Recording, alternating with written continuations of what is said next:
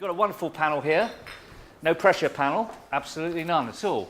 We're squatting. Yes, it's we're all right. squatting actually, yeah, good, okay. I don't know, where is that potty?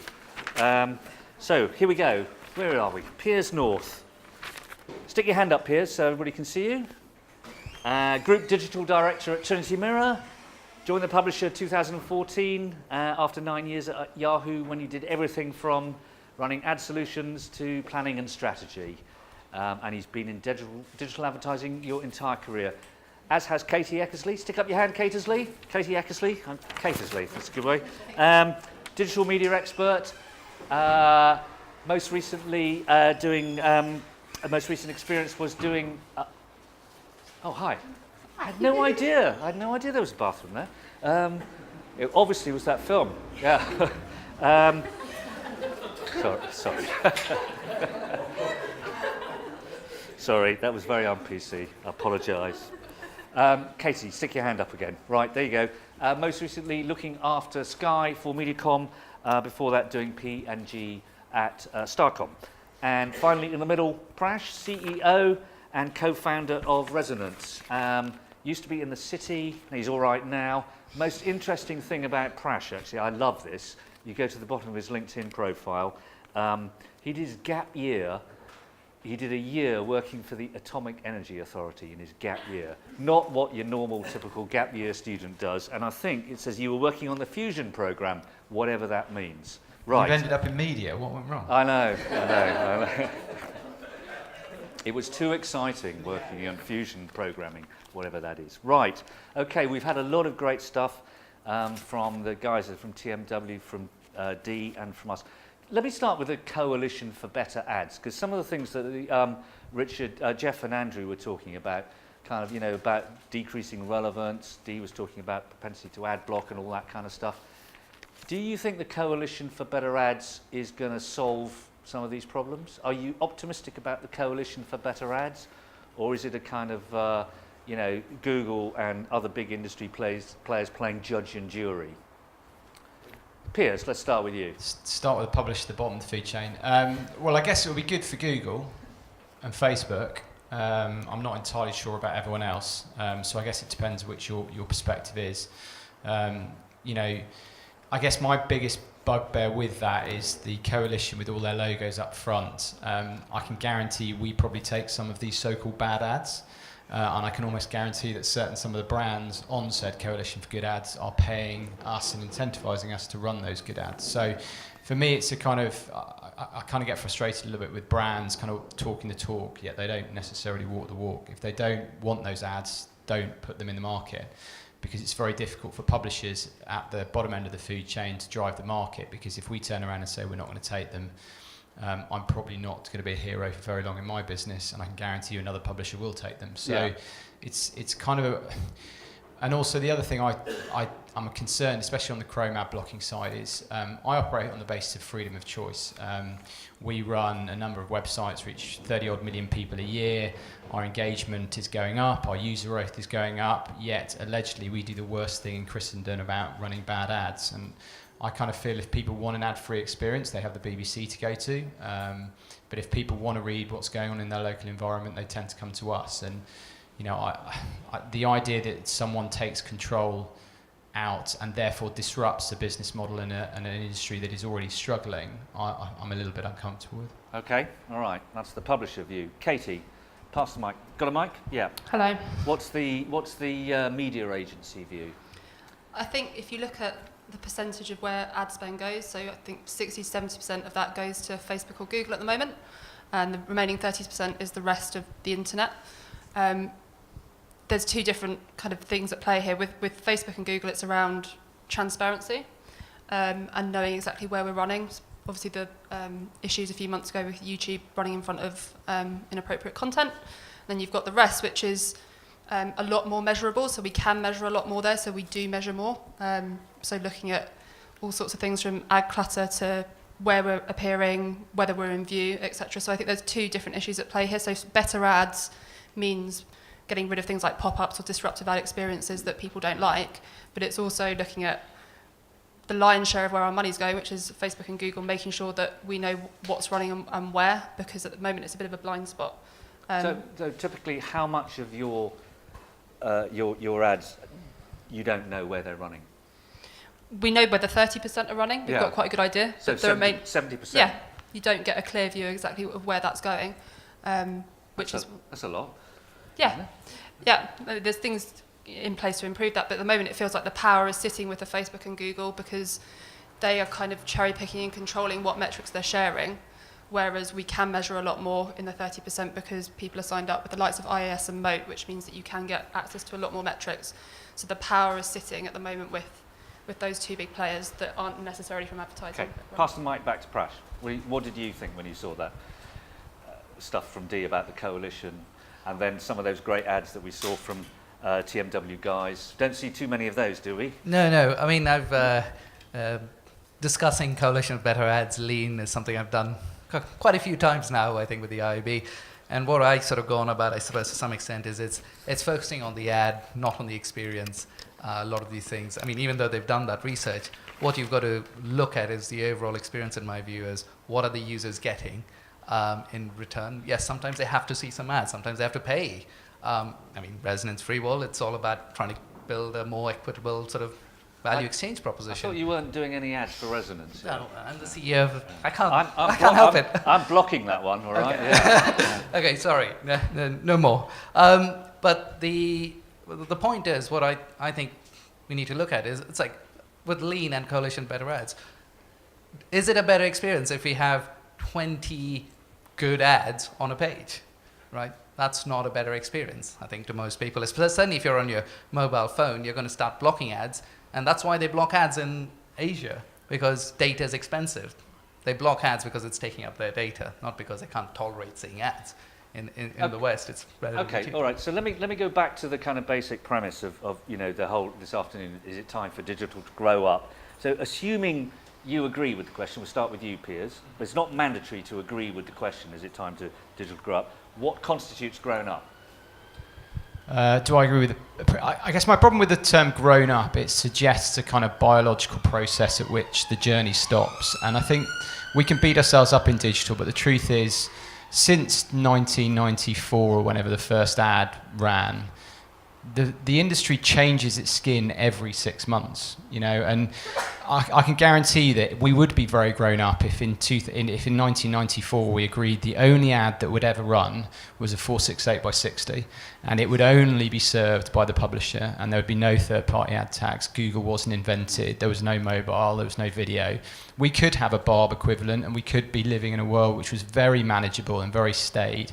The truth is, we are all, I suspect, whether it be Rezonence or anyone else in here, we are byproducts of a very ever-changing industry. And I think what people mean by grown up is everything that, like, the world stops and we can just, we don't have to worry about the snap and what the reach is on that and a platform. And now, don't get me wrong, as a publisher, I'd love to go back to a much more simplified world, because ultimately... You want to turn the clock back, but that's not... No, I don't think... No, that's not to say the publishers aren't forward-thinking. I just think... I think the other... The real question is, have all the changes that we've undergone since 1993-94 made the advertising experience better for the user and the advertiser?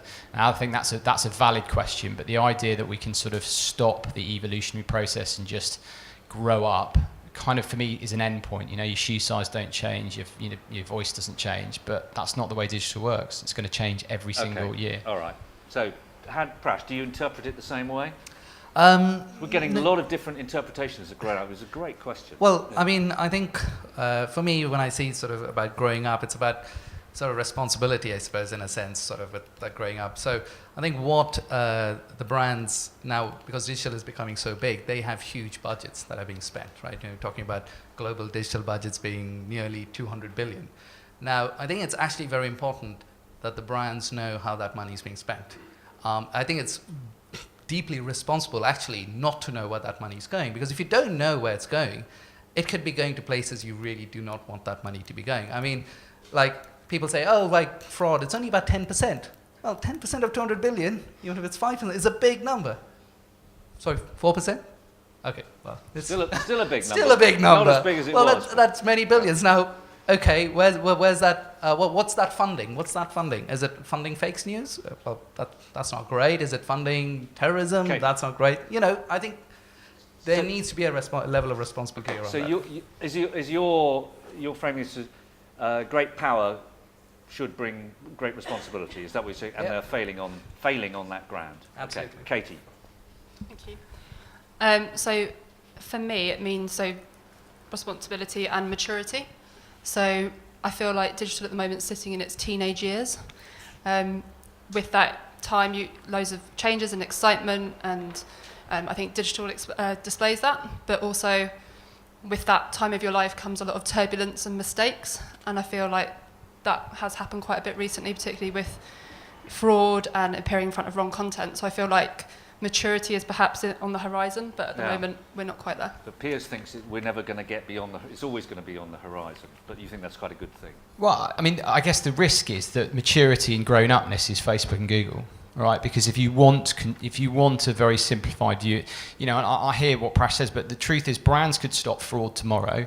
They could stop inappropriate brand safety content tomorrow, but they would have to go back and accept that their idea of a fully automated ecosystem where all inventory is treated equally and response is the only thing that fundamentally matters, and you're going to pay more for your media. And any marketing director is not going to become very popular if he stands up and says, I've doubled my media spend and I've kept my bookings the same. Ultimately, he wants to drive the lowest possible price. I mean, brand safety, we talk about this as if this is a new thing. I mean, I'm old enough to remember the Panorama program and Fight Club on YouTube about 12 years ago. We're going to constantly go through these things. As long as we rely on machines and algorithms to make decisions where the ads go, you are going to get brand safety issues. Now, I'm not saying that like King Canute or hold that back, but we just have to be mature enough to say that is a trade-off. Okay, yeah, right. Why not just sort of slightly shift tack a bit here? And the TMW guys raised the issue of context, although their definition of context was not one that I would necessarily have interpreted it as. But has the industry neglected the importance of context? And I've heard a lot of kind of top-level planners and creative directors talking about that recently. In the quest for audiences, they've forgotten about the importance of context. I mean, do you agree with that, or do you think I'm talking rubbish here?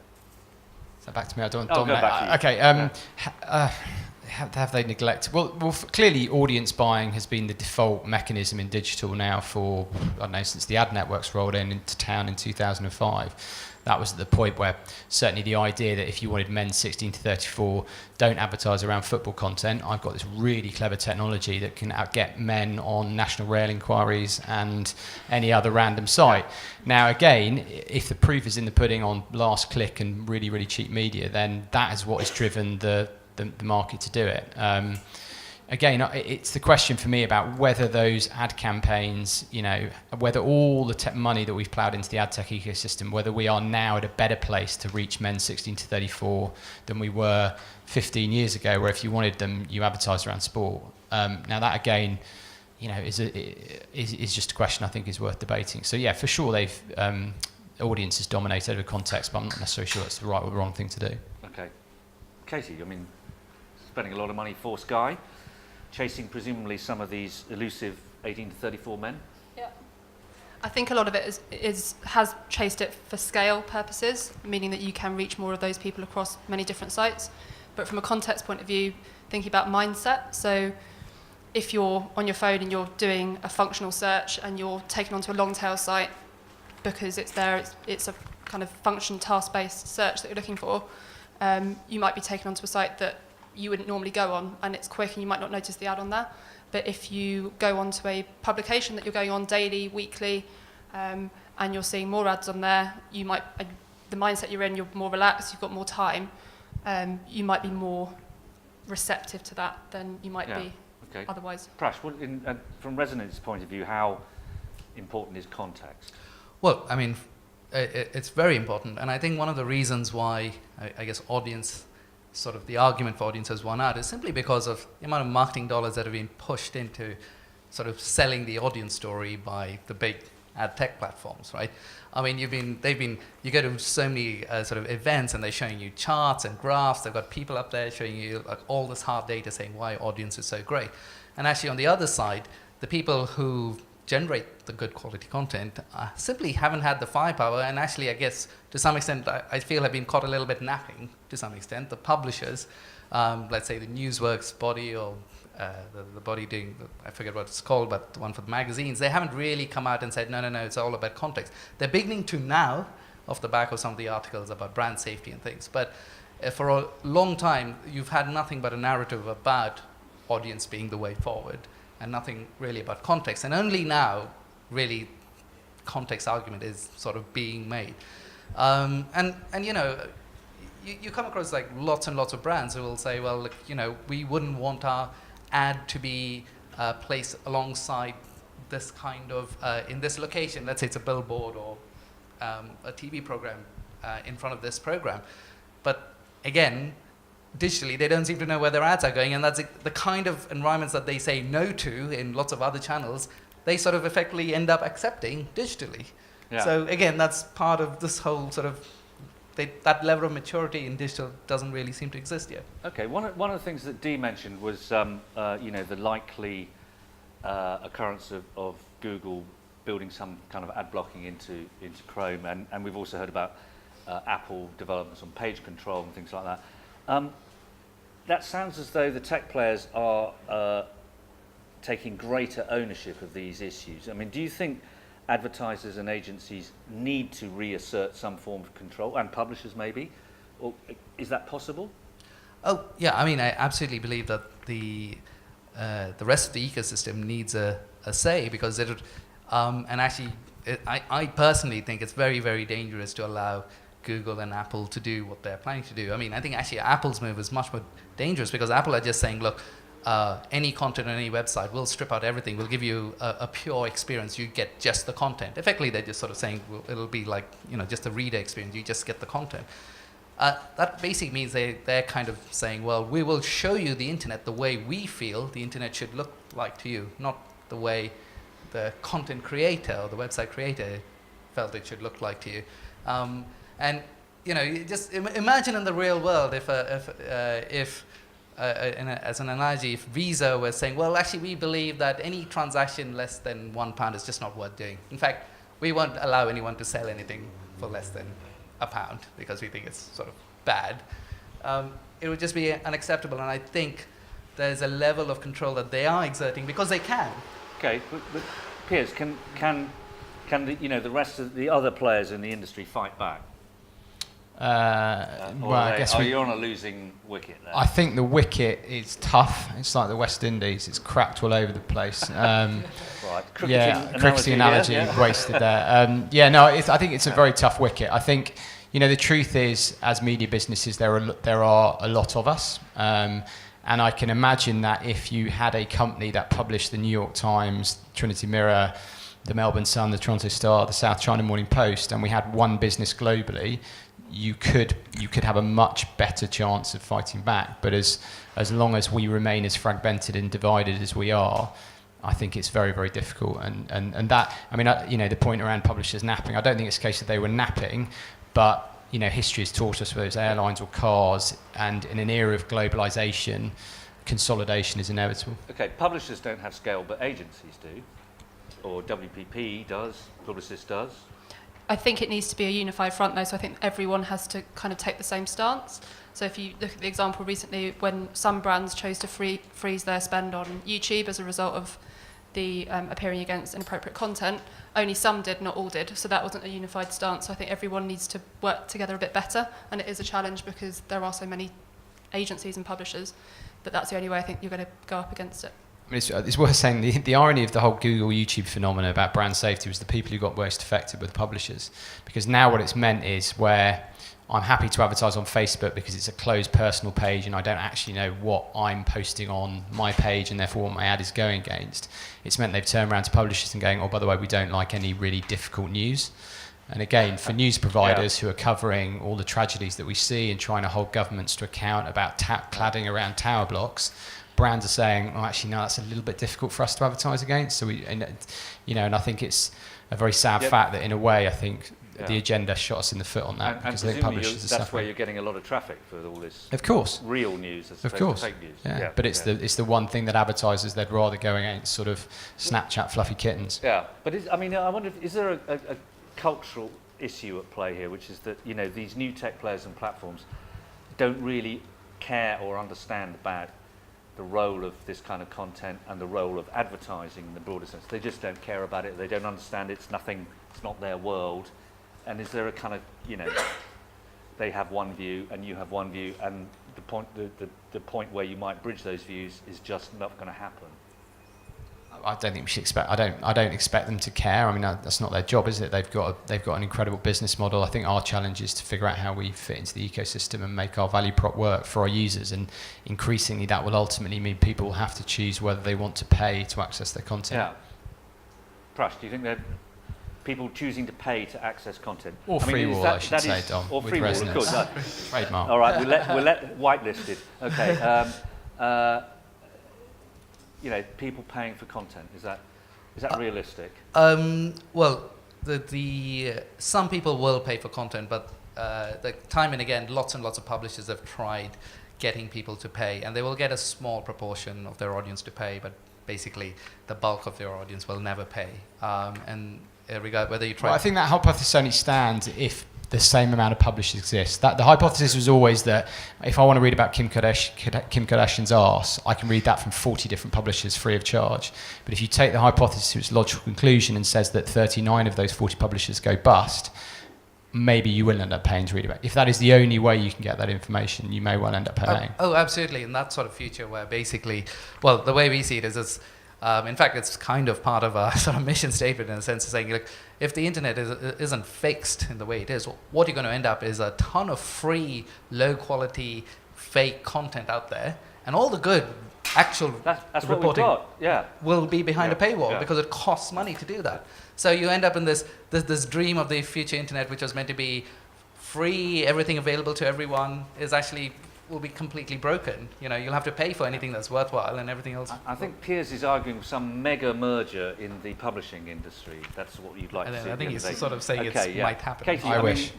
Paid content, is that a thing that bothers agencies at all? Are you more interested in finding the audiences behind paid content, or doesn't it make any difference to you at all? In theory, yes, but the scale at the moment isn't there. You can't achieve the scale. So I think the likes of Facebook and Google have got almost like a social responsibility to want to take more of an interest in preserving journalism and free content, because that's also pushed on their platforms.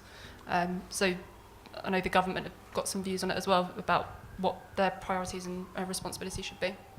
Yeah, we'll see whether that happens.